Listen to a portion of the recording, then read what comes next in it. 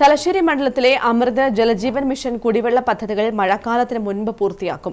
തലശ്ശേരി നിയോജക മണ്ഡലത്തിലെ വിവിധ കുടിവെള്ള പദ്ധതികളുടെ പുരോഗതി വിലയിരുത്താനായി നിയമസഭാ സ്പീക്കർ അഡ്വക്കേറ്റ് എൻ ഷംസീറിന്റെ അധ്യക്ഷതയിൽ ചേർന്ന യോഗത്തിലാണ് തീരുമാനം. വാട്ടർ അതോറിറ്റി ഉന്നത ഉദ്യോഗസ്ഥരും തദ്ദേശ ഭരണ സ്ഥാപനങ്ങളിലെ ജനപ്രതിനിധികളും പങ്കെടുത്തു.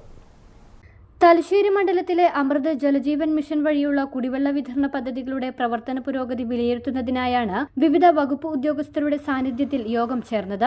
തലശ്ശേരി മുനിസിപ്പാലിറ്റിയിൽ അമൃത് പദ്ധതി പ്രകാരമുള്ള കുടിവെള്ള പദ്ധതി നിർമ്മാണ പ്രവർത്തനങ്ങൾ പുരോഗമിക്കുന്നതായും കോടിയേരി ഭാഗം ഉൾപ്പെടുത്തി പുതിയ പദ്ധതി ടെൻഡർ ചെയ്തിട്ടുണ്ടെന്നും പൈപ്പിട്ട ഭാഗങ്ങളിൽ മാർച്ച് 15-നകം റെസ്റ്റോറേഷൻ വർക്ക് പൂർത്തിയാക്കുന്നതിനും പൈപ്പിടാനുള്ള ഭാഗങ്ങളിൽ പ്രവൃത്തി സമാന്തരമായി ചെയ്യുന്നതിനും യോഗത്തിൽ തീരുമാനമായി.